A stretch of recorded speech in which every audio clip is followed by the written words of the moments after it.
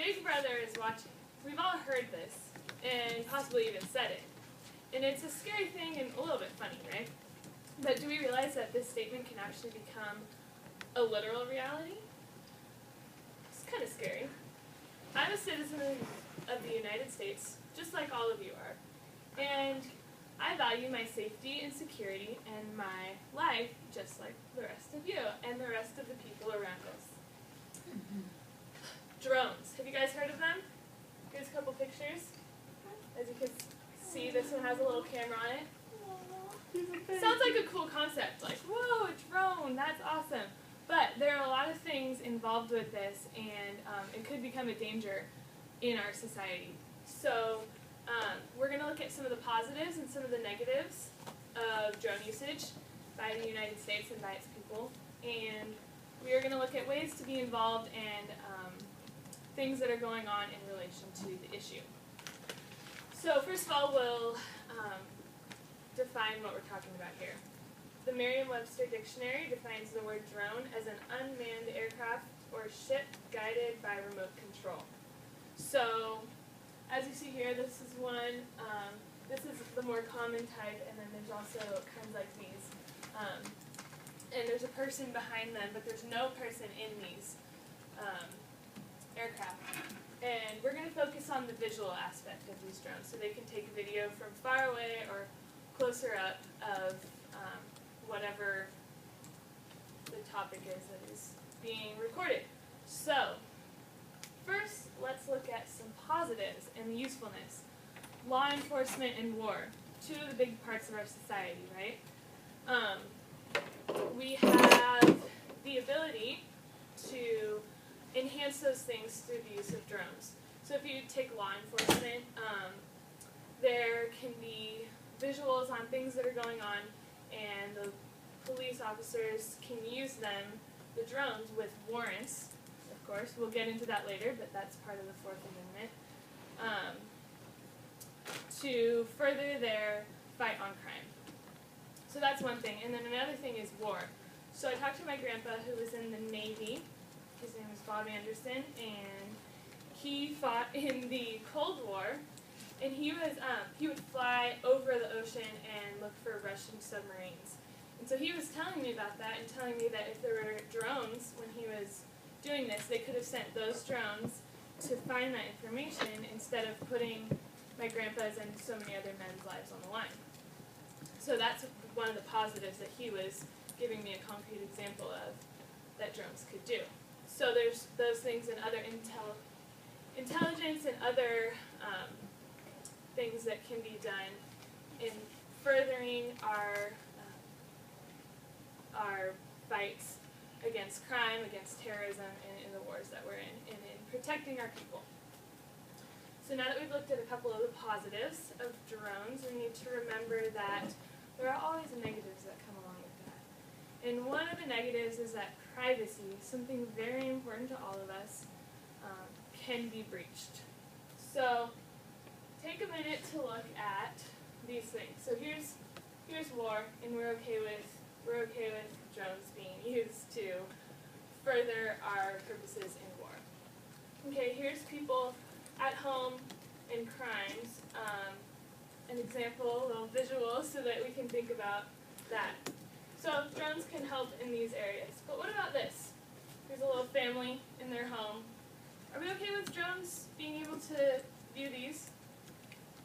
Let's think about that. So if we look at a couple of the amendments, we are going to see what they have to do with this issue. So first of all, the Fourth Amendment. The Fourth Amendment reads, "The right of the people to be secure in their persons, houses, papers, and effects against unreasonable searches and seizures shall not be violated, and no warrants shall issue but upon probable cause, supported by oath or affirmation, and particularly describing the place to be searched and the persons or things to be seized." So the important thing here is security and persons, houses, papers, and effects against unreasonable searches. So people should not be searched unreasonably just for the fact of searching or without warrants words and without really concrete causes. Right now, drone use is somewhat unconstrained by the Fourth Amendment. And to me, and hopefully to you, you can see that this is kind of a loss of the spirit of this amendment, because the spirit of it is our privacy and our freedom and our security. Another thing my grandpa was talking to me about is just the whole idea of our nation. The whole reason we were started was for freedom. And he just was giving me other examples of ways that our freedoms are being infringed on. And it's very clear that if we are taken control of more and more, we could be headed towards some really bad types of government and really difficult situations in our country. So there's the Fourth Amendment. And then if we look at the First Amendment, this might not even seem to apply at first, but we'll read it. Congress shall make no law respecting an establishment of religion or prohibiting the free exercise thereof, or abridging the freedom of speech or of the press, or the right of the people peaceably to assemble, and to petition the government for redress of grievances. Okay, we've all heard that. So the key phrase here is abridging the freedom of speech or of the press. This amendment has been used in the conversation about drones in defense of people gathering and expressing information. So, seems like a stretch of the amendment, and seems a little sad that that stretch of the First Amendment is getting a little bit of priority, or would get a little bit of priority over the Fourth Amendment, which is the privacy of the people. So you can kind of see how people would say, oh, well, it's my right to, you know, take pictures and videos of these things and to express that freedom of the press and other things like that. So they're adding kind of their own ideas and desires into this protection of freedoms of expression. So those are some of the negatives, and you can kind of think about just, I don't want to be scared in my own home that I could be being watched, right? Or out in public, you don't want there to be video surveillance of you all the time without reason. That's just not the way that things need to be happening. So positives and negatives, kind of unclear, kind of obscure, because this is a new topic.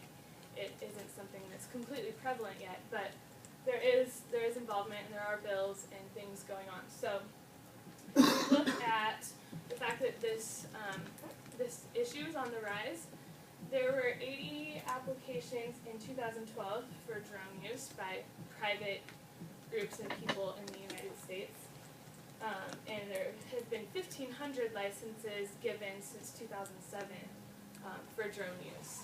And so there hasn't been that much regulation because it hasn't been that much of an issue. So there needs to be actions taken in order to regulate this this new technology, right? And we'll look at that in a minute.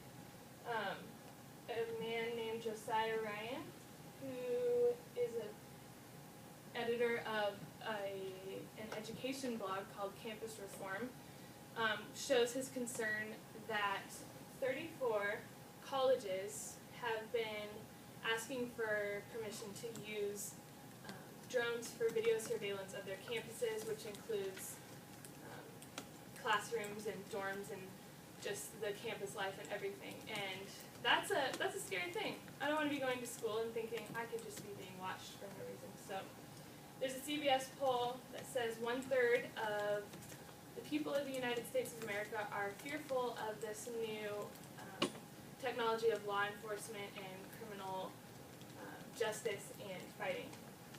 So, and that's a good fear to have. We need to be on the watch about this topic. So there are a couple of bills that I want to tell you about. The first is the Drone Aircraft Privacy and Transparency Act of 2013. And there it requires reports to the FAA of who's using drones, what information they're gathering, and what the information will be used for. It also involves things like data minimization, which means let's not be videoing a ton, just what we need, right? And really key, warrants are required to be able to use drones for protective activities by the law enforcement agencies, which that comes from the Fourth Amendment. So it's really good that this is sticking to the Constitution. These bills need to be passed. The Preserving American Privacy Act of 2013, that's a great title. That's what we need to be doing. That's basically the point of my speech. Prerequisites and regulations on the government in order to collect covered information, which is information on people. So they need a warrant or a judicial order with a good reason to be suspicious of crime. And it requires disclosure by the government to the person that has been videoed, to the person that has been surveyed, disclosure to them of that fact. And then there are consequences for not following this, and destruction of data once it's used, and destruction of unnecessary data. So you can see in these things that there are some really good protections of privacy and some really good guidelines on how drones need to be used. So don't just forget about this. This isn't a far off topic. This is something that's going on, and we need to watch and listen and learn and tell and vote when we can. And don't let the drones own.